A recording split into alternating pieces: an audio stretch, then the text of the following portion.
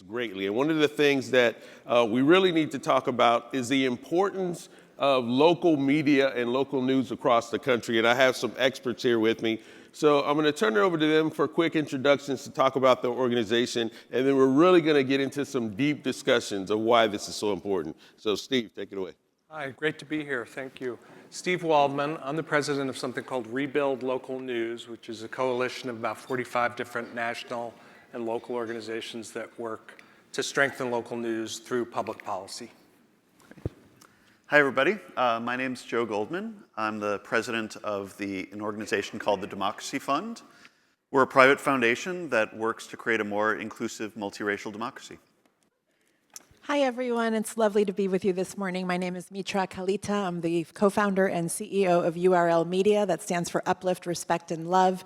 We're a coalition of 35 Black and brown media organizations around the country. We share advertising, content, and we run a training and recruitment arm. And I also run Epicenter NYC as the publisher. We're a news outlet in Queens that was formed in the pandemic. Excellent. So thank you all for being here. So I want to start out today speaking with you, Steve. So in this current environment, how endangered is local media today? We're in the midst of a nationwide collapse of local media. It's really profound, severe, and rapid. There's been about a 2/3 decline in the number of reporters across the country in about 2 decades, an 82% drop in revenue for newspaper advertising. Thousands of communities have no local news source at all. And those that do have local news sources, where the new terms have been invented. One of the new terms is ghost newspapers. These are newspapers that are publishing, but they're not really covering the community. So even in areas where you have, publications, they're probably doing less, aggressive or substantial coverage. And this has devastated, and this comes from a number of factors, but mostly the ad dollars went to the internet, and then consolidation and purchases by hedge funds exacerbated all this. So it's a nationwide problem, but it is particularly severe in low-income communities. It hits harder there, and it affects the ability for people to get both basic information about their lives and healthcare choices and immigration news, but then in the more current context, getting news about what's happening from the Trump administration, things like that. There are many hopeful signs too, which we'll talk about a little bit later, but the context is there's a real struggle right now that is harming communities. This isn't just about the jobs for journalists. This is about really undermining the ability of communities to solve their problems. Thank you, sir. It's scary. It really is a scary time when we think about, how media is being controlled. And, we never thought that in this country we'd be at this juncture. And so I agree, it's extremely a dangerous situation right now. And Mitra, I'd like to go to you for the next question. And how is local media actively combating fear in targeted communities? It's a really good question right now. So I think there's the coverage of the climate of fear, which actually national media have done a good job of capturing. On the local news front, I think it's important for us, and this is really all of us in this room, to think about the protection of our people, right? And so local news, ethnic media, community media, certainly we're operating in a climate of fear, but on something, let's say, like the immigration issue, right? For an outlet like mine in Queens, we've been working with communities for years who are in legal limbo, right? And so I think it's important to kind of nod, and I see folks in the room who are very much a part of the solutions on the ground here. We cover this. Certainly there is a climate of fear and there's a hysteria right now, but there's also the very real need for us to protect, to help. We're in service of our communities. And I think for all of us, right, this is obviously what we look at from a coverage perspective in service of our communities.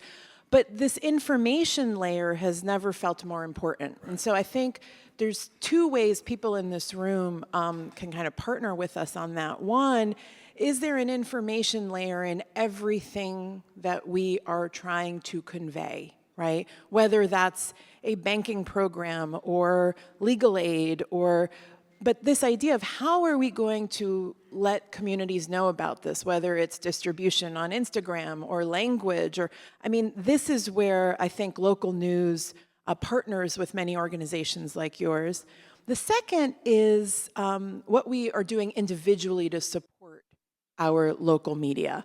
And this isn't really something we talk about, but countries that are marching towards authoritarianism, there's the chilling effect on the press, which I think has also been captured right now, but there's also the financial devastation of the press, right? And so what you're seeing in terms of whether that's DEI dollars that a URL media, is once upon a time, we were getting and now we're not getting, or it's federal health dollars that used to trickle into health agencies in our hospital systems and resulted in ad dollars for us, or it's, city deals that were just that is not coincidental. And so the financial support of our institutions feels as important to cover what's happening right now and really continue to be in service of our communities.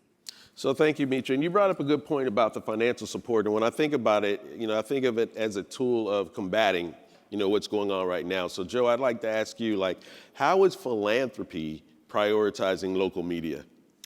Yeah, it's a great question. So the Democracy Fund joined a new campaign last year called Press Forward that was launched by the MacArthur and Knight Foundations.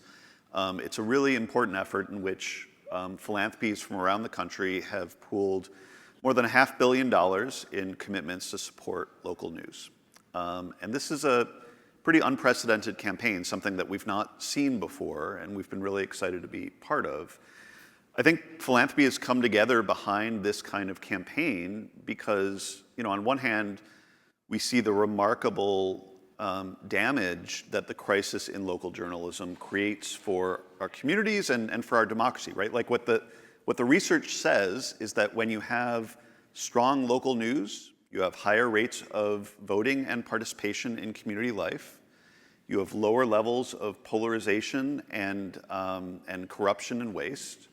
And you have a greater sense of efficacy and community, right? And so having strong local journalism matters for the things that philanthropy cares about. And at the same time, what philanthropy likes to see is, right, the intersection between a problem that really matters and solutions that we know can work. And what has happened over the course of the last decade is a remarkable amount of experimentation around the country about kind of how to make a non-commercial form of local news work, nonprofit journalism. And we now know, after a decade of experimentation, that these models actually can function. They can really serve communities and grow in remarkable and dynamic ways. And so for us, having a compelling problem and a solution we know that works really sets the stage for philanthropy to be able to step in and help to scale solutions. So I think it's been a really good and important moment for the field. Thank you, sir. And Mitra, I had the honor of being at the National Press Foundation Awards, and I saw you win an award for URL Media, you and Sarah Lomax, and both of you made some very bold statements in a room full of high-profile people, and it was around diversity, equity, inclusion. So how is local media actually dealing with the requests to stay away from the conversations around diversity, equity, and inclusion? Thank you, Mac. First of all, we use the word diversity. I think that was considered, when that's considered revolutionary, we're kind of not on our firmest footing, right? I just want to put that out there. And so the remarks that Mac is referring to, I think that it is incumbent upon us who believe to use the words, but also to be specific about what we mean, right? And in many cases, for outlets like Me Diversity, for outlets like ours, diversity is our audience. And so while we are in legal compliance with this moment, and I think, many of our partners and funders and clients and advertisers and the media organizations we work with, they have to be following the law. That being said, I can't scrub my identity off of a website, right? I wake up in the morning and this is the way I look, and I'm sure, again, I'm looking at this room and you know exactly what I mean. And so we serve who we serve. We're very proud of who we serve. And so the specifics that I think about right now are to not fall for kind of DEI as this blanket, doing away with, right? We are a multiracial democracy. This country, for better or worse, really does seem to believe in consumption, and a big part of our markets are diverse markets. And so you're seeing what's happening with the companies that are kind of buckling and saying, oh, we don't really believe in that. And it's like, well, then we don't have to shop there, right? We don't have to do business with you. And so I do think that there is an ecosystem almost being built, which is, we've believed in this since the founding of URL, right? We support Black and brown businesses. There's a reason that, when you come to our events, they tend to be at Black restaurants that have a history in their communities, right? We know this history is what we are built upon. If there was ever a moment to lean into that diversity and the richness of that diversity, it's this moment. Thank you very much. This is an important conversation. It is an extremely important conversation in the environment that we're in right now. One thing that I want to say before we yield the stage to Congresswoman Waters is that the strength of NCRC is that it's a community of multiple organizations, industries that are coming together for one purpose, and that's to improve community. And so that is the strength of NCRC. And so, Steve, really quickly, I know you and I are working on something that's extremely important. Can you talk a little bit about the pilot that we're talking through? Yeah, one of the problems is this business model collapse. And we need to be doing much more creative thinking about the financing aspect of building up community news organizations, which themselves are often small businesses. So we are working, Mitra's organization, mine, and NCRC, on a pilot lending vehicle for small media in Black and Hispanic communities to basically get to economic sustainability. It's really about economic sustainability because we will not have either good coverage or independence and strength without economic stability. And this is a really first in the nation, really important experiment because I think if it works, it's something that we can replicate all across the country. Well, thank you, sir. And so, again,